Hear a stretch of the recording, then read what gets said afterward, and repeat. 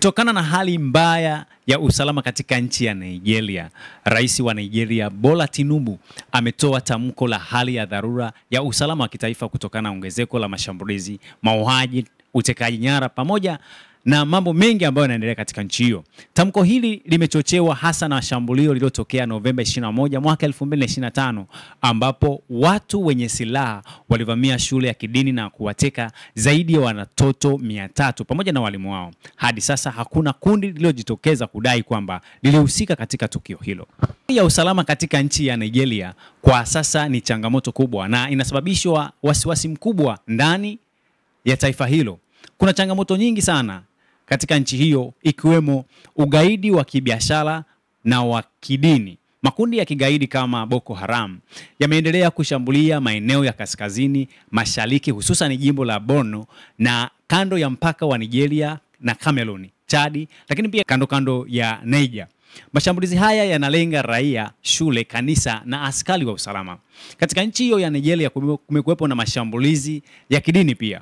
Kumekuwepo na ongezeko la mashambulizi yanayohusiana na dini ambayo yameathiri jamii ya Kiislamu na Wakristo. Hali hii inachochea migogoro ya udini katika baadhi ya miji na vijijini.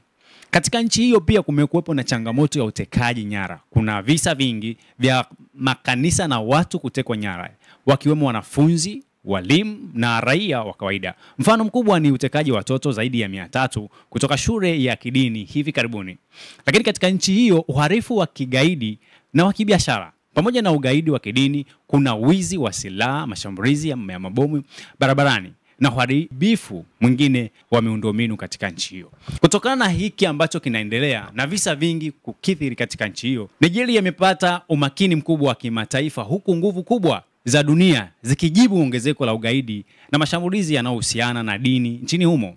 Mfano, Rais wa Marekani Donald Trump Christianity is facing an existential threat in Nigeria.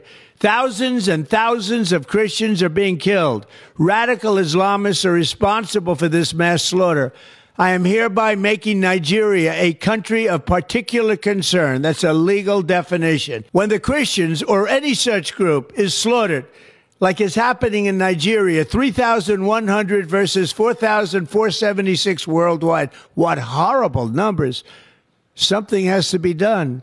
I am asking Congressman Riley Moore, together with Chairman Tom Cole and the House Appropriations Committee, to immediately look into this matter and to report back to me.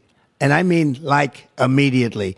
The United States cannot stand by while such atrocities are happening in Nigeria and numerous other countries. It's not only Nigeria, it's all over.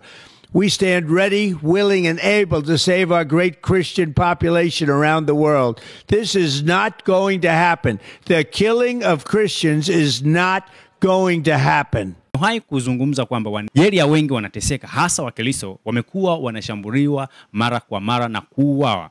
Lakini imethibitishwa kuwa rais wa Urusi naye amesisitiza na kusema atatoa silaha pamoja na wanajeshi kwenda kulinda usalama katika nchi hiyo. Kumekuwepo na changamoto nyingi sana katika bara la Afrika, ikiwemo makundi mengi ya kigaidi, lakini tunaona namna ambavyo mataifa mengi yameanza kuingilia na kuleta usalama katika nchi hiyo. Tuendelee kufuatilia kwa pamoja kujua nini ambacho kinaajiri. Je, dharura hii ambayo ametoa rais wa Nigeria itaweza kusaidia nini? Lakini Umoja wa Mataifa utatamka nini kuhusiana na usalama katika nchi hiyo? Hii ni CF Media.